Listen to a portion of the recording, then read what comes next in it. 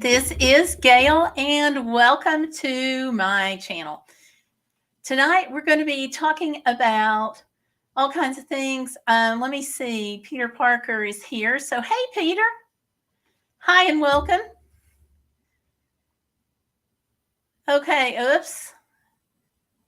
Okay, I have the wrong date. Okay. I'll go back and fix that.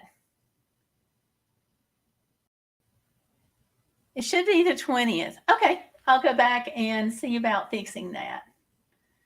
All right, I may have to wait till after the live stream though. So I hope you all have been doing great.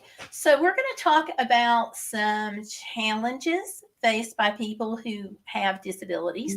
We're going to look at some real world challenges faced by disabled people. We're not going to be talking about the abstract. So we're going to be talking about accessibility barriers to the struggles that disabled people encounter in just everyday life, little in the workplace. We're going to talk about maybe navigating some public spaces or dealing with stereotypes, possibly employment hurdles. We'll kind of see where the conversation goes. But now this is for general information and awareness of some of the problems faced by disabled persons. Now, not all disabilities are visible. So we're going to talk about some invisible disabilities and also physical disabilities. So pretty much we're just going to talk about challenges faced by disabled people in a general sense, because the problems are wide and varied because everybody has different needs. No two people are the same. I mean, depending on what the disability is, we all have different needs. So we may talk about some of the challenges of being a disabled person who has a service dog, hey, and talk about barriers people with disabilities face that aren't always physical, because sometimes there's an emotional factor that can be difficult to overcome, some prejudice, and that can be bigger than any curb or even a malfunctioning elevator. Now, if you all want to, I can do a full series on problems faced by disabled people and the struggles that we deal with. Just let me know. Type those in the chat or in the comments. Okay. All right. So I'm glad to see you. And hi, my name is Gail. Welcome to my channel. Okay. Hi. Okay. Peter's giving me green faces and smiling. Okay. So again, hi, my name is Gail. Welcome to my channel where we're Be Bodacious, where we're all about not letting life get in the way of living. And that's kind of why I wanted to talk about this stuff today, because it's really important. And I know that like part of the problems that I have had has just been crazy. And let me see here. I got an issue with Streamlabs. Hold on just a second here. See what's up. Why am I getting?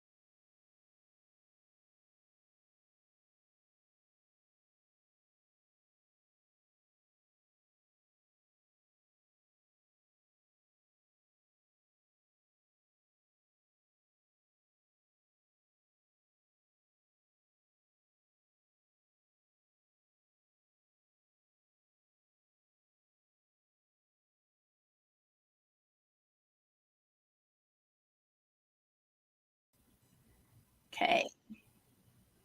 See what's going on here.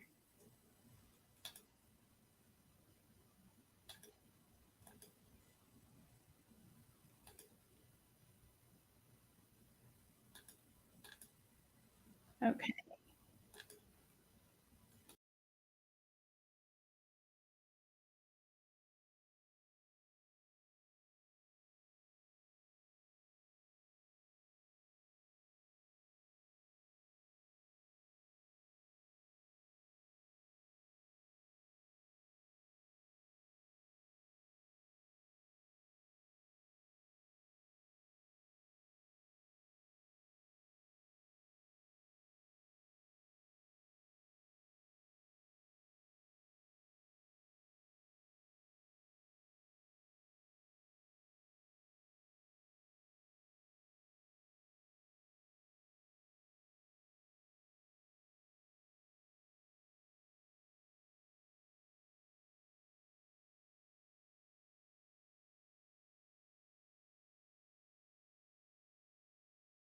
Oh no, there's two of them.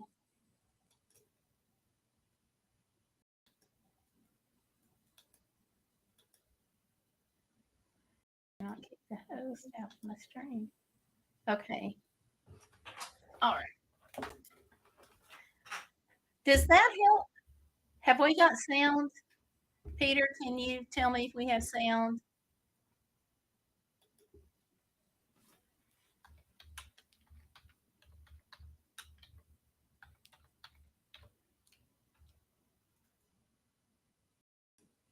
Okay, good. Good. I was beginning to get a little worried there. Okay, maybe more than a little concerned. Still getting used to this. I used StreamYard for a long time, used it for years. It just got to be too expensive. And so here we are on that. Um, because okay, because we have to be able to. This is telling me to unmute. Okay, it doesn't look like I'm muted. All right, it doesn't look like I'm muted on what I'm seeing, so I'm just going to go with it. So, all right. Like I said, I did use the other one, and it's not. It's not. So anyway, um, going back into all the things here that we were talking about people who have disabilities. Peter is saying he can hear me, so yay! I'm glad for that. Very glad for that. Um, and this is saying that I'm live and it's public. So okay. So I think we've got that taken care of too. I hope. All right. So basically, we're going to talk about disabilities. There are a million different kinds of disabilities. They're not all visible, as we just mentioned. One of the things that I have had to deal with, let me pull this up here, is before I was in my leg brace, I had a service dog, and the service dog was Tomlin, and he was amazing. Some of the things that he did for me was help with seizures, help with asthma attacks. He would carry my medicine with him on his little backpack. So that way, if I was out and I had an anaphylactic reaction, the medicine was on him so everybody could get it because not everybody's going to think to look like in your backpack or your purse and dig around for it. So he helped with that. I was already some issue picking things up, and my service dog helped with that too. But the thing is, I didn't have to be in a leg brace. So I had a fair amount of problems with people who would, say, "Oh, you don't look disabled." I got that a fair amount. Also, he was cute. He was fuzzy. He was a husky who always had this happy demeanor. So, with all of that going on, I got a lot of "Can I pet the service dog?" And it was just I got a lot of it. Now, not a huge amount, but I did get more than my share, but flip, and I had this back problem that developed suddenly, and the nerve in my back is permanently damaged. Because of that, I have to wear a leg brace now. So, like, everybody can see I'm disabled because of the leg brace. Since that, and since the type of harness that he wears has changed, he's in a mobility harness now instead of just a vest. And now I don't have people asking me as often if I have the disability and what he does for me and trying to tell me that I don't look like I'm disabled. I don't have that. I do, well, I can't say I don't have that. I do once in a while have that, but it's not like a regular thing. So it's really interesting how kind of life has changed in that regard.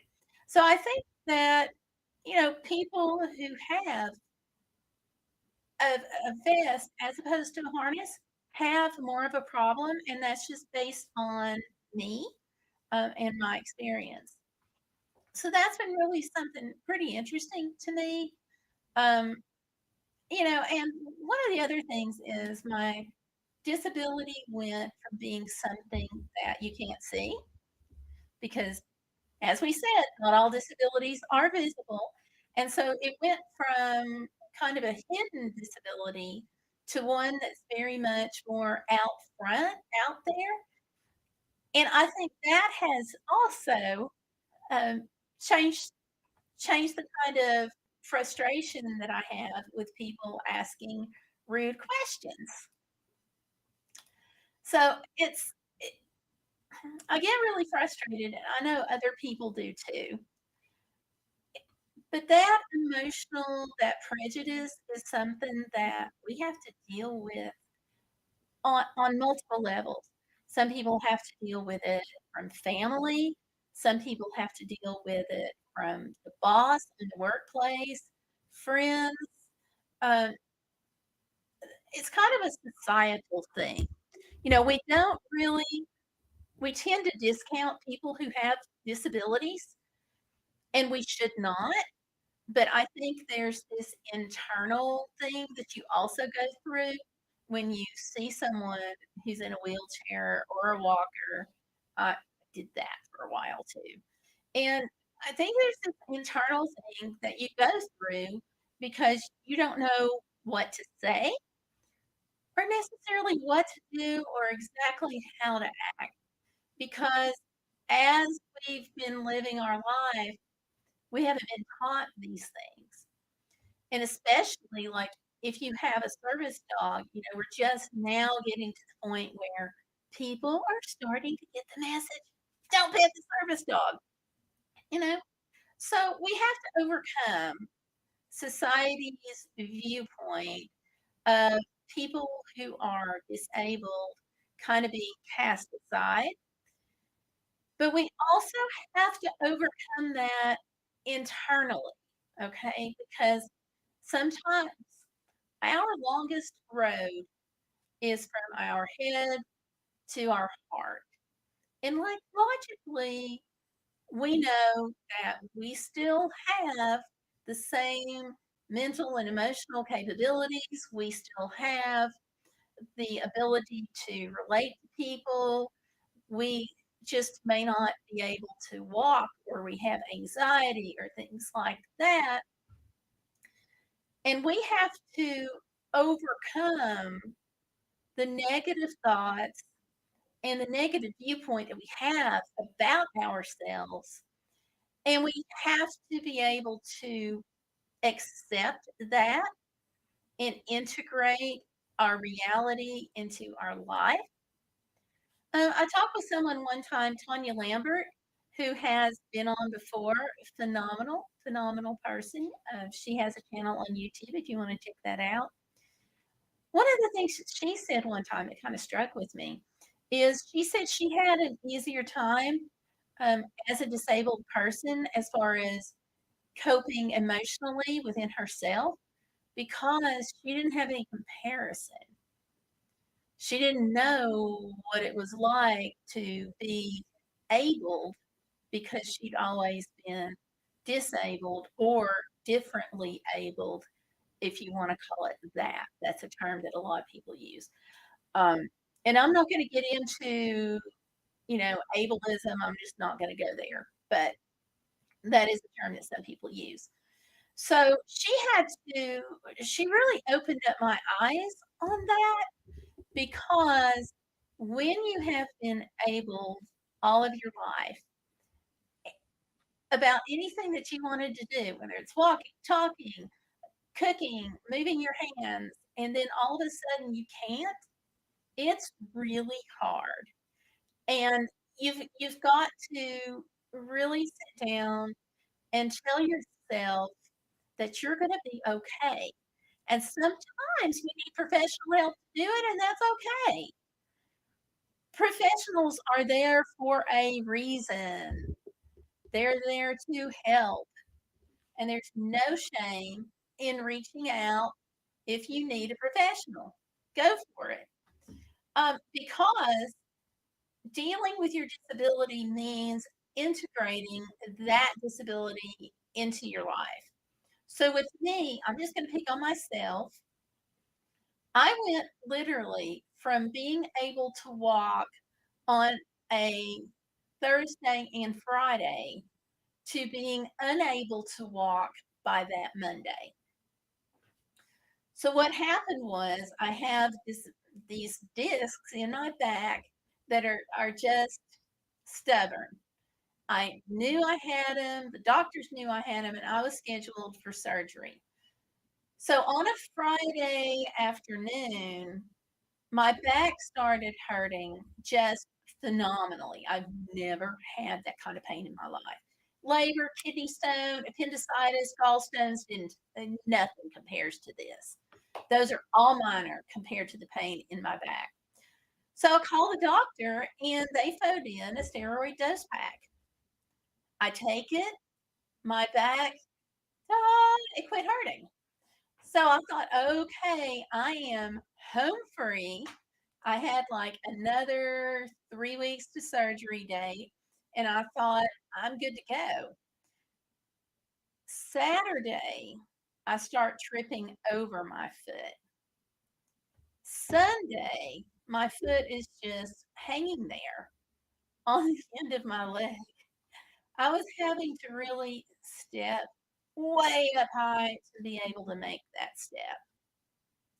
It was really hard to walk. So I'm like, okay, I probably need like a little leg brace or some little help so I can make this walking step again. So I call the doctor. This is Monday morning. And you talk to the receptionist first, and she's like, what's going on? And you tell the receptionist, and she's like, okay, let me get the nurse on the phone.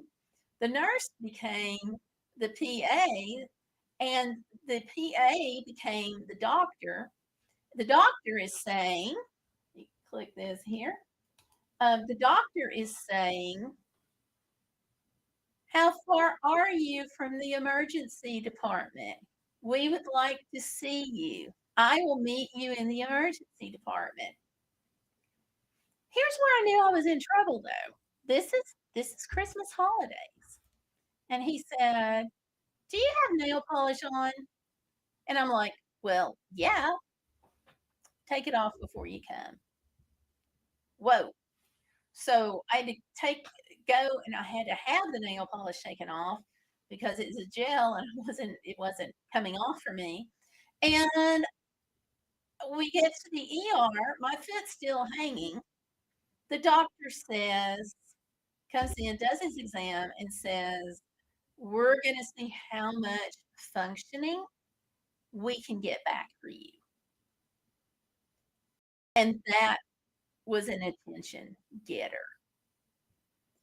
So the week before, I had been, moving furniture, vacuuming, doing all the post-Christmas stuff that you always do. I had been doing all of that the week before, no problems, and then boom, I'm in the hospital on Monday having surgery, 11:30 PM on Monday night. And it's serious when they operate at 11:30 PM on a Monday night, and it was New Year's Eve. So, yeah, I went from that extreme. So all of a sudden, I'm in the emergency department. The doctor says what he says, and I'm like, it hits you. Number one, that your life has changed dramatically. Number two, you might not get functioning back in your foot. And what is that going to mean? So the surgeon did what he did. I do have some functioning back in my foot. I left the hospital on a walker, though. And then I had to progress from the walker to the cane to just being able to walk. I thought I was home free. When I was off the cane and off the walker, I thought I was home free. And I'm like, okay, I don't have that disability anymore. Life is great. Things are back to normal, but we're not. My foot is weak. My ankle is weak. That's just all there is to it. The disability is called foot drop. Peter Parker says, I'm getting old. Maybe. I'll take it though. I'll take all the birthdays I can get. So send them my way. But yeah, I thought I was home free. Everything was good. I could just write off everything I had just been through. And life was going to be okay. It was going to be back to normal. It was not, because my foot's weak, my ankle's weak, and I started falling a lot. Had to go to physical therapy a couple of times. Get my various parts after I fell that I would damage. I'd have to go to physical therapy and get those worked on. Finally, after about the second time I hurt my shoulder, the physical therapist was just like, I'm going to call this, okay? This isn't working. I'm going to call your doctor. We're going to put you in a leg brace. What? At my age, I've got to wear a leg brace? So all of that was really hard to deal with. So I had to decide, though, which route was I going to take as a disabled person? Was I going to be upset and mourn and stay that way and mourn the life that I lost? Or was I going to learn how to integrate my new reality with my life? I did have some therapy. That helps some. But some of the biggest help that I got actually came from talking to people at the physical therapist's office. There was this older gentleman that came in. He was amazing, but he was missing a leg. And oh my gosh, he was so positive and so upbeat that it was contagious. So he would come in and he would start singing hymns, or he would just start, hey, How are y'all doing? He his attitude was just contagious. So I was able to integrate things better because I could see that he had integrated. Now I feel like that's a pretty big deal that we look and we see if we have role models that can help us out like that. We don't always have them, right there in front of us, but, you know, we can read books, we can watch YouTube videos, we can tune in to live streams like this one, and we can learn how to make it work. So I have been very intentional, and you guys have seen this on the channel. I've been very intentional to try to be positive, to try to do things like everybody else does, and maybe a few little odd things here and there that people don't get to do, like 10 legs on the Alaska Highway, 5 round trips.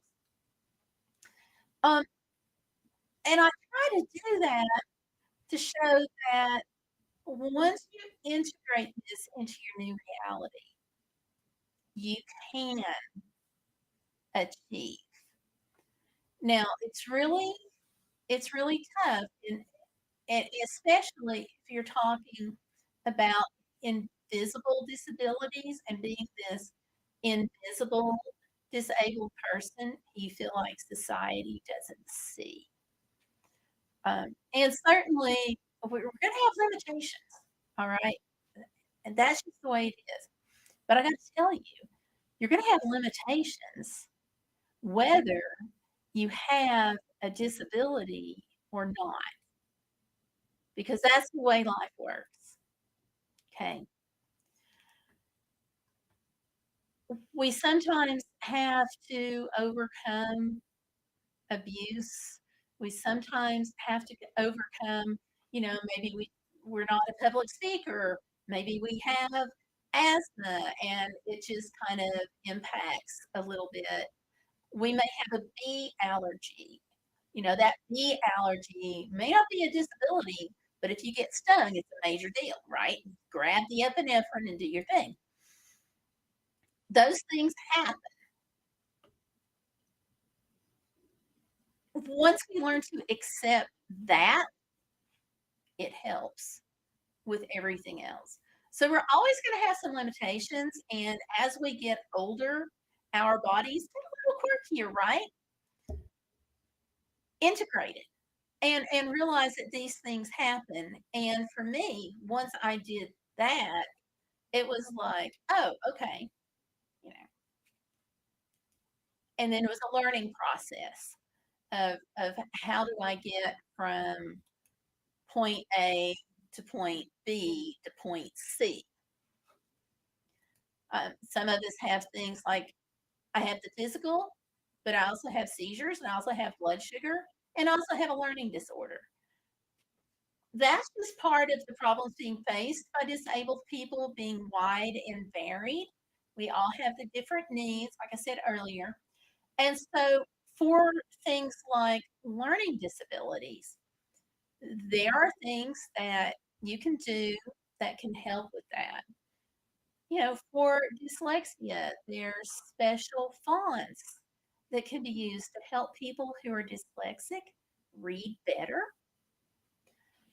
If you have seizures, there's medications, there's doctors that can help control the seizures. There's procedures that can be done to help control those seizures. In my case, I have dyscalculia, and that is kind of a dyslexia of numbers.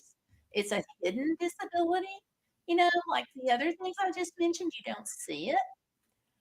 And I've even had to argue with some of my teachers about it and face just a little bit of prejudice, a little bit of bias. I have never been good at math. My math skills are legendarily awful. I've just never been good at it. When I went to college, as an adult learner, when I went back to school, I was not doing well at all in the remedial math. It's like, ugh. So I felt like I was just stupid. But I also had this head injury from an assault and the seizure disorder and stuff too. I saw disability services because of my leg, and they said, "Let's get this checked out. Let you have some educational testing, and we'll just see where it goes." And I'm like, "Oh, okay, blah, blah, blah." Did the testing. That's when I found out that I had the dyscalculia. I wasn't completely stupid when it came to math. It's just that I couldn't manage my letters and numbers get all jumbled up, as some of you guys can and ladies can relate to. So, in looking to see what would help, colored pencils and special graph paper. Those two things, I actually was able to make a B plus and an A minus in the remedial math that I had not been able to pass. Now, I had to take it for, I think it was the third semester, taking this same blasted course, but I passed it with a good grade. However, the problem was now I could do it. I had extended time taking the test, but my professor would make little comments here and there that were not helpful.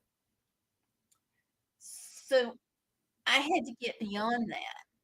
And after I took the course, after I got my grade, I went back to the professor and I was like, "Look, you made some comments here and there. I didn't appreciate that. You may have a lot more education than me, you may be a lot more learned, but I'm an adult and I feel like I can talk to you on an adult level. I'm not some 17 or 18-year-old kid coming in. This was not cool." And I think she heard that. But that was empowering for me to be able to have that conversation and to stick up for myself. Now, some of the learning disabilities that people have require a helper in class, and that's okay. That is all right. That's what the helpers are for. Okay. And it's just, again, it's just part of integrating. If the help's out there, use it. If there is, if you can talk as a student to disability services and open up the options, you don't have to use them, but just have the options there so you can use them. And if you're looking at going to college, look at the environment. Don't just take the first scholarship that you're offered. Don't just go the route that people tell you you have to go, because people will limit what you can do if you let them. And that's part of the prejudice, part of the bias that we face as disabled individuals. But there are people who have gone to college with assistance here and there in various aspects who have done quite well, even though they're a disabled person. Michael Heason, his dog, service dog, Roselle, helped him get on 911, helped him get from those towers down to the bottom floor. He was blind. But he has like a PhD in like physics or math or something. I can't remember which. I'd have to go back and look it up, or you all can go look it up and put it in comments. He got through college as a blind person who had a service dog who also was able to take advantage of help. Now, he could have listened to what the world said and let them, other people, look at his disability and say, "Okay, you can't do this." But instead, his parents found a way. He found a way. People made it happen. So even though he had the challenges of being a disabled person, he took the ball and he ran with it. That's one of the things about overcoming an emotional factor that you have to do, not just internally, but the world. Because a lot of people in this world would not have thought that a blind person and a service dog could help people get out of the towers on 911, but it happened. His book is Thunderdog. I've talked about it before. It's an amazing book. But that's some of the barriers that people with disabilities face. Those barriers aren't always physical. Now, when it comes to facing physical disabilities, you have that too. Physical disabilities, they're just something that you have to learn, like with any other disability. You know, how am I going to integrate this into my life? What's it going to look like? And go from there. You know, one of our larger populations of physically disabled people is actually US veterans who have gone to war and who have come back, and they came back injured. Valerie Reese is in the chat. Hey, Valerie, welcome. Well, so they have often, not always, but often, a really good support system. Doctors, nurses, physical therapists, family, people can rally around veterans and help them get what they need, and rightfully so. The average person who suddenly has a physical disability, they don't have that kind of network necessarily. Sometimes there's a few people who do, but they don't always have that. So then it becomes, how do we develop our network? What should the network look like? And what do I want to accomplish in my life that the network can help me out with without burning them out? And that's a really big thing. Caretaker burnout happens. So if you're an older person and you're not a child anymore dealing with a disability, you don't have that same network. You have to develop it. Because when we're talking about kids who have disabilities, everybody can rally behind a kid, right? If there's a child that has to have a bigger wheelchair because they're growing and insurance won't cover it, a lot of people will help with those fundraisers to help that child get a wheelchair. If you're an adult, you may be on your own. Let's get back here to the chat. Valerie says, Bob has sent me an email saying I should be receiving 3,000 pairs of socks within the next couple of weeks. Yay! Yay, Bombas. You know, it was such a blessing. I'm going to toss out and tell you all, it was such a blessing during the Hurricane Helene to have those socks from Bombas. Huge blessing. Because some people weren't able to wash. Well, I'll just say nobody was able to wash clothes for a while because nobody had water. Being able to have a clean, dry pair of socks was like manna from heaven.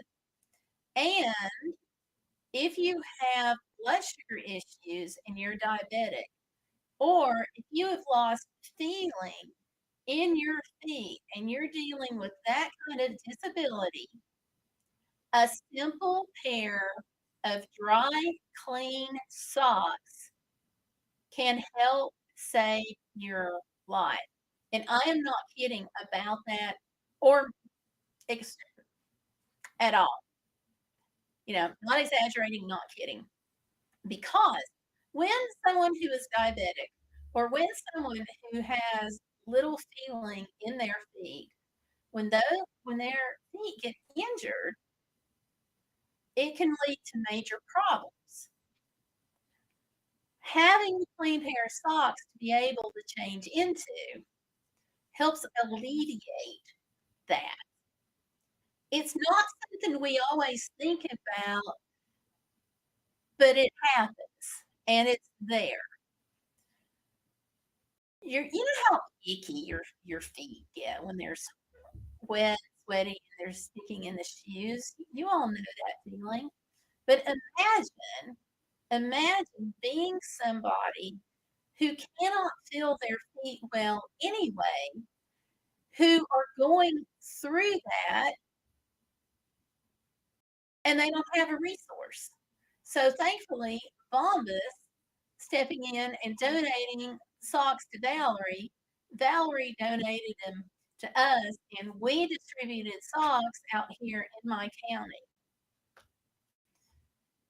You think, oh, it's just socks. But no, it's actually a really big deal, especially if you have a disability like that. So I think it's things that we all take for granted until we get to that point where we kind of need to know or we wind up experiencing some of these things. So yeah. So a huge thanks to Bombas for that. So some of the other challenges that you have are a little less obvious.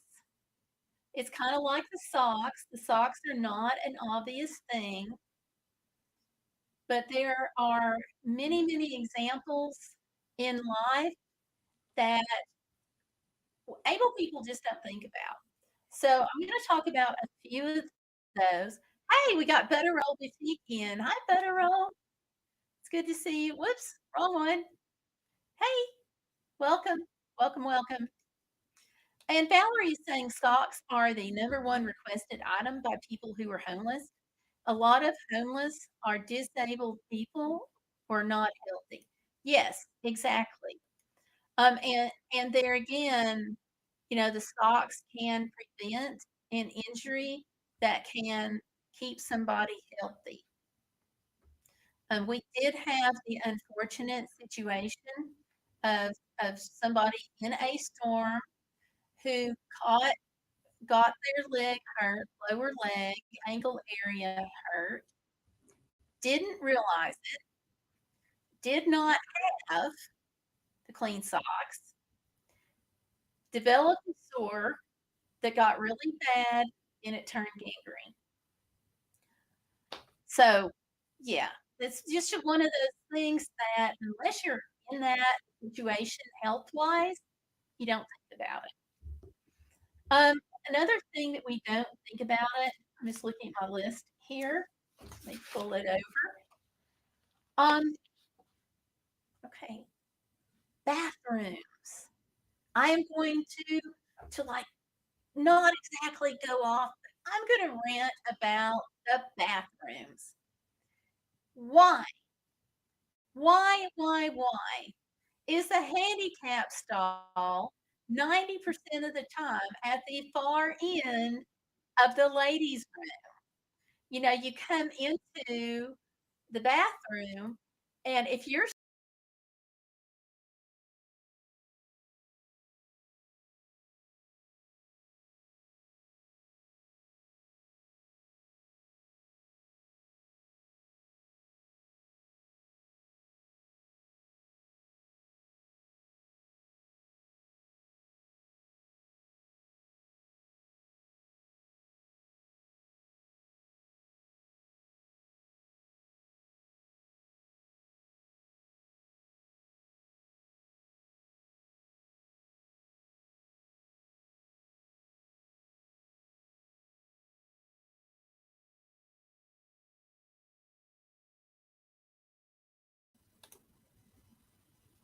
Okay, hopefully that did it. Valerie says, okay, yay, thank you. I hope I'm off mute now.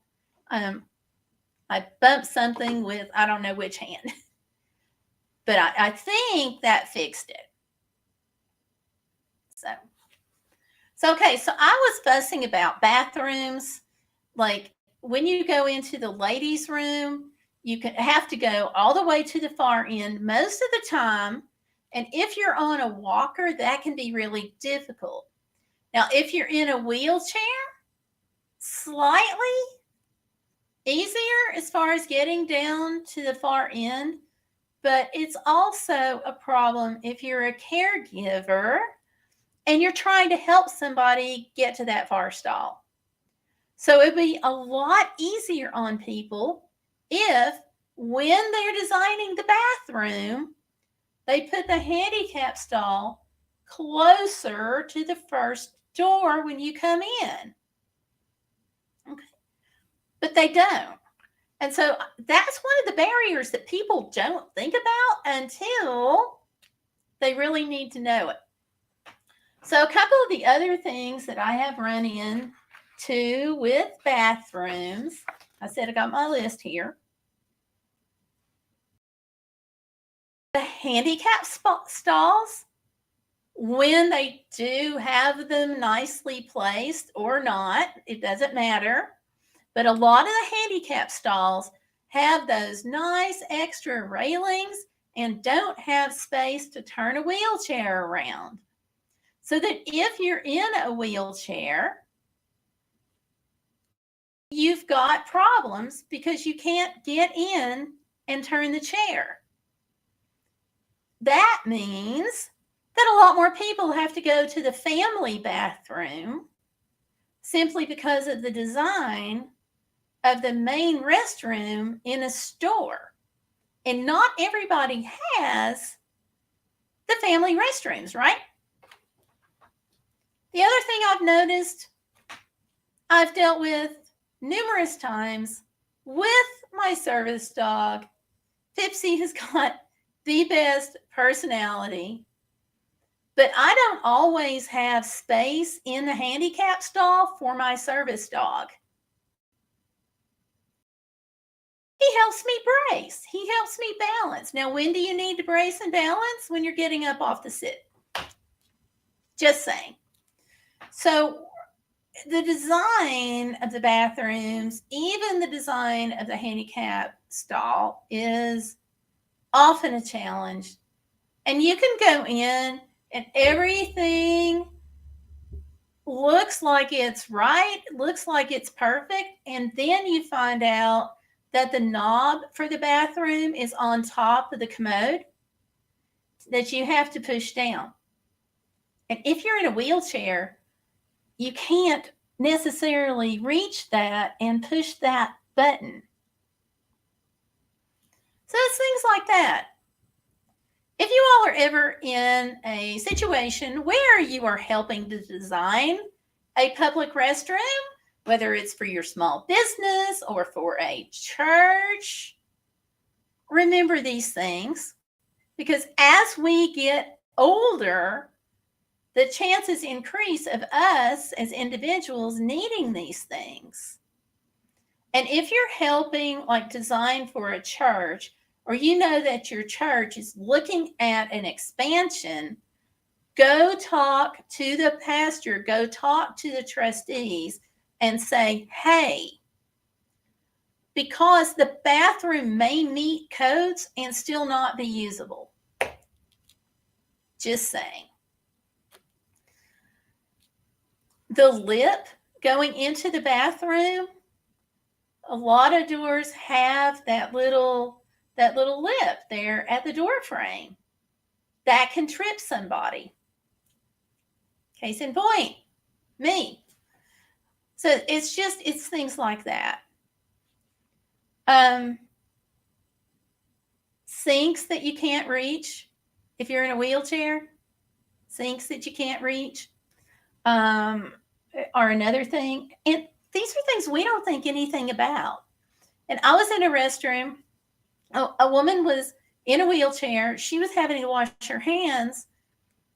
Everything was fine. The handicaps actually had enough room. She could turn the wheelchair around because I went in after her. But the hand dryer, the sink was low and the hand dryer was way up here. So as someone in a wheelchair, she couldn't reach the hand dryer to dry her hands. Butterell is saying the public bathroom doors are super heavy to get in. Yes. Thank you for mentioning that, because they are. They really are. So those are a few things just on the bathroom that people don't think about. And like I said, space for my service dog, poor Pipsy, he has had to stick his nose underneath the bathroom door and just stare at me because there was no room for him to get in. And because he's a service dog, I do not trust him to sit right outside the door. Or let me rephrase that. I trust him to sit outside the door, but I've got to trust that somebody's not going to come and unhook him and take him, because one of the things is he goes with anybody. That's part of his test. He had to pass. So in order for me to keep my eye on him, that means he's got to get on the floor of the bathroom and stare at me. Weird situation. Just saying. Just saying. You know, people don't think about it. And let me see. Y'all saw my thumbnail for this, I hope, this live stream. That is actually a park that was recommended to me. They said that I would just love it and I could take these steps and I could go to an overlook and the view was beautiful. So I asked the person who was recommending this park to me, I said, how steep are the steps? Oh, they're not very steep. Okay, are they a steep incline? Oh, no, not at all. You know, you can do this. You're going to have the best time. Okay, are the handicapped parking spaces near this? Oh, yeah. You're going to have a great time. So we got there. The handicapped spaces were not near the steps. They weren't super far away, but if you're talking about somebody who has a mobility issue, getting to the walkway that led to the steps was quite a challenge because the handicap spots were next to the cut that they had made in the sidewalk, which was not close to the steps. But if you've got problems walking, then you've got to go to where that cutout is in the sidewalk. So I look at it and go, okay, we'll just park close and I'll take the step. So I get there, I go down the little walkway to the steps, and I get to the steps, and all I can do is stare because the person who recommended it to me, who said I could just go up the steps and get to this wonderful overlook, they didn't think about the fact that it was going to be about impossible for me to climb those steps. And as far as a railing goes, there was only a railing on one side of the steps, which is unfortunately not uncommon, but it makes it difficult if you're meeting somebody and you're trying to do those steps and you're on the side that does not have the railing and you've got somebody coming the other way. People don't think about things like that. And it can make our lives really hard. So I was at the hospital the other day. You would think the hospitals would be on top of everything. And if you are a person who has a physical disability, I really strongly suggest that you have someone that can go with you, because there's some barriers there. So I go to the hospital and we start to go into the handicapped area. The handicapped button on the door, because the doors in hospitals are like some of the bathroom stall doors and they're heavy. And we go, and one of the things that service dog Pipsy does is he opens the door for me. If I am unstable or I've got a bunch of things in my hand or I'm off balance, then his command is up, touch. So he jumps up and he hits that plate on the wall. It wasn't working. So I'm like, so we get there and that's not working. So I put some stuff down and rearranged things, and obviously it got into the hospital, had to have the x-ray. But how many people are not going to even give that a second thought about that plate on the door? So we finally go in and we get to the elevator. The other thing that Tipsy does for me, when there's only one button, I'll let him up touch that so he can push the button. There's a trash can right in front of it. There's this large steel trash can right at the elevator door. Nobody who is fully able-bodied is going to give that a second thought.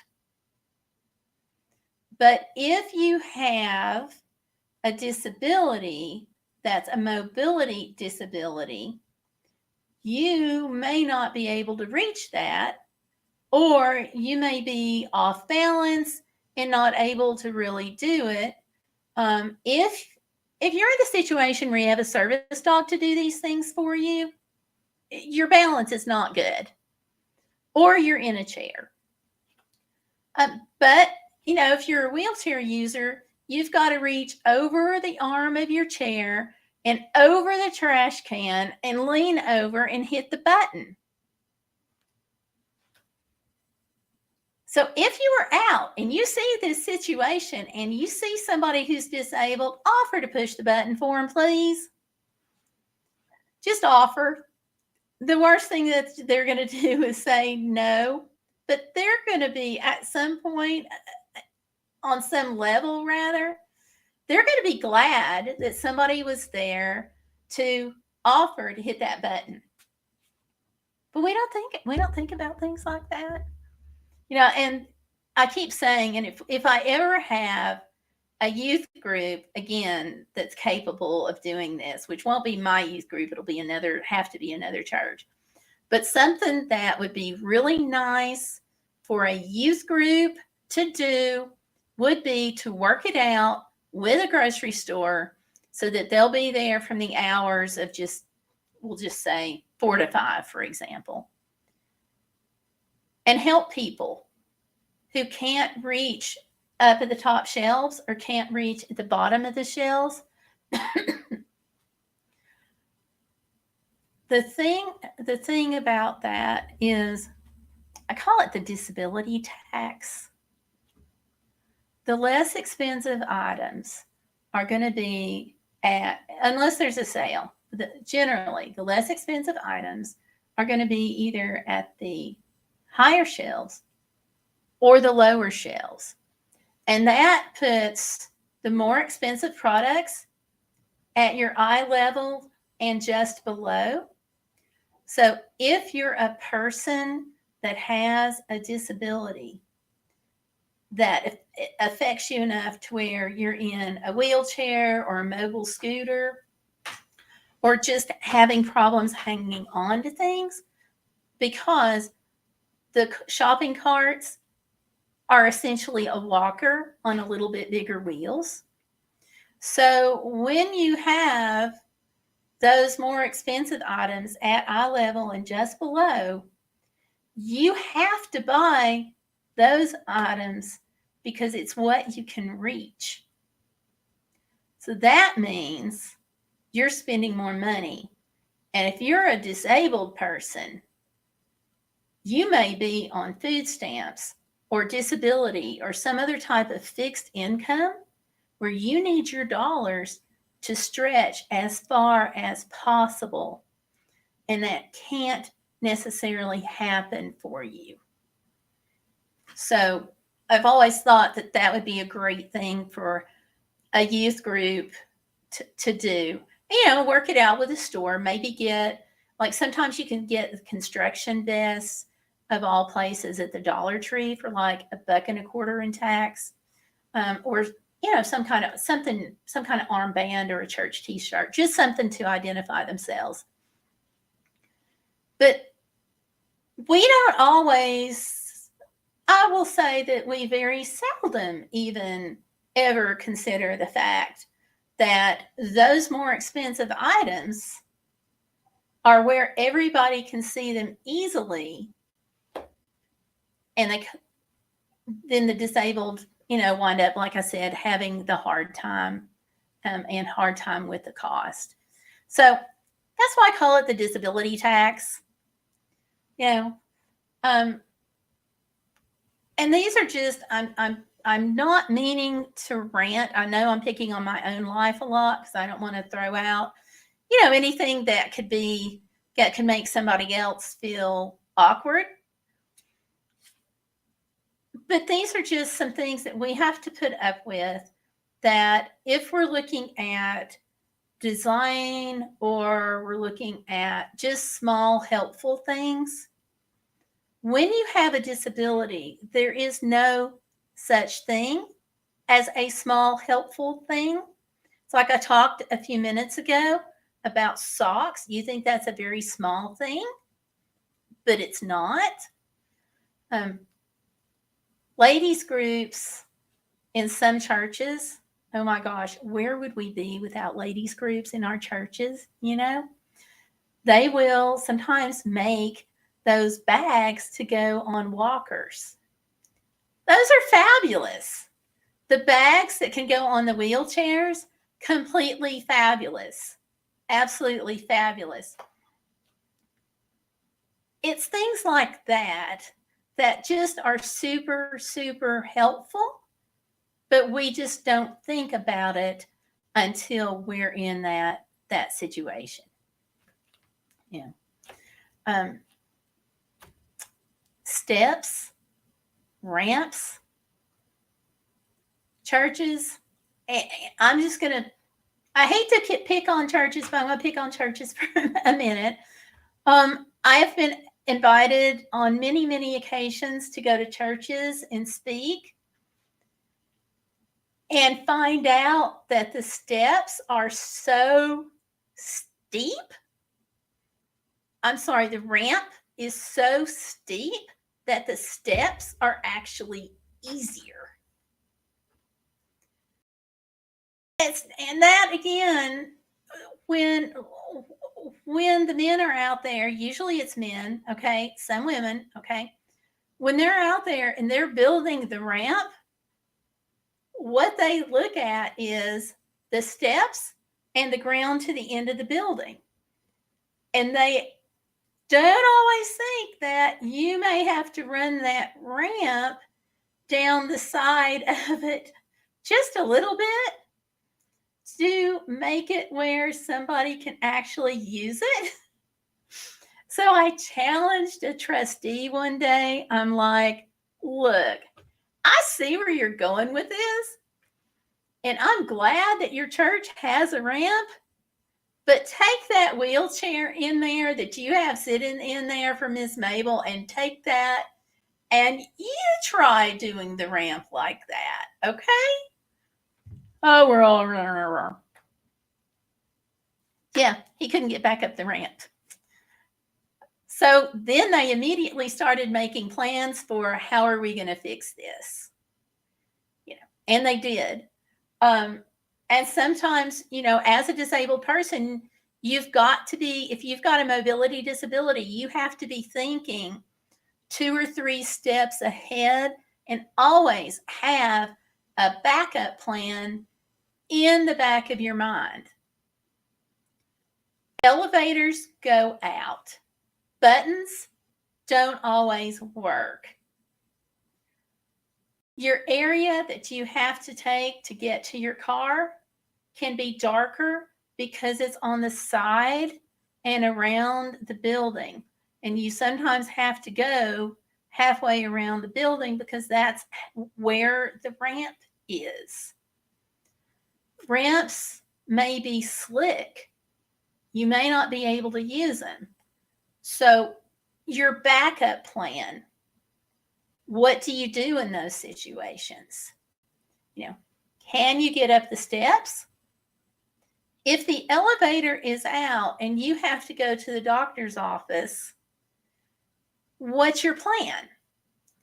You always have to be thinking about that because the world is not designed for people who have mobility challenges. And it's just something you always have to think about. Whereas you don't have to worry about that if you're not disabled. So just some things to think about there. And if if you've got anxiety, you've always got to be thinking about, okay, if I have a panic attack, what do I do? If you get turned around in buildings, you have to have a plan for, okay, I'm lost, I'm in the building, what do I do? Because if you have a head injury, then you may be at a place a million times. And then one time you go and all of a sudden you can't remember. So then what's your plan? So those are just some things that you always, have to consider, like I said, and you don't have to think about it if you are physically able to go up and down steps and things like that. So, yeah. Let's see. Valerie Reese says, From the Heart Stitchers makes those bags for walkers and wheelchairs. Those are amazing. Absolutely amazing bags. One thing I would suggest if they don't have it is a little pouch or a little pocket or something where you could put a pin. Because if you don't have a space to put a pin, then if you need one, it's going to be at the bottom of your bag. But yeah, those are wonderful. Those are good things. What can you all think of anything else that would be helpful?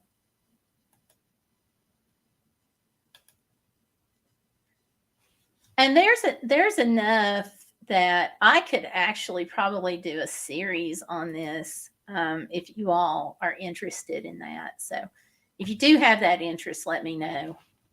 Hopefully I won't knock things around with my arm and I'll be able to, have a little more stable live stream there. Yay! Valerie says when she makes the bags, she always puts a pocket on them. Yay! That is great. Oh, and I will toss out one more thing for people who have a mobility disability. And also it may be something that if you're caring for an older relative or somebody that's not really stable, they make USB rechargeable showers. And you put the pump, it's on a hose, on a car, on a cord, on a cable, power cord. I'm coming out with it. Battery rechargeable. You drop the pump into the water and it sprays and you get a good strong spray. That is great for anybody who is in the bathroom that you have to shower or they have to shower. I use it in motels, just a bunch of different places, and it makes life easier. The big thing that you have to watch with that is you have to make sure that your husband doesn't steal it to wash the car. Just saying. Ask me why I'm tossing that part out there. So, okay. All right. Well, thank you all for coming out tonight. I really appreciate it. Sorry for the hitting the button there and making it mute up. All right. Well, you all take care. I'm going to share this over in the Facebook group a little later. And Valerie, thank you for putting a pocket on the bags. And Butterroll Boutique, thank you for that great crochet stuff that you got me over the hump on making the doll. And now I keep on making crochet items. So, yeah. So, thanks a lot. But you all take care and have a great week. And remember, the hashtag is to always be bodacious. Don't let life get in the way of living. Okay. Thanks for watching. See you all at 7:30 Sunday night. Good night. Good night.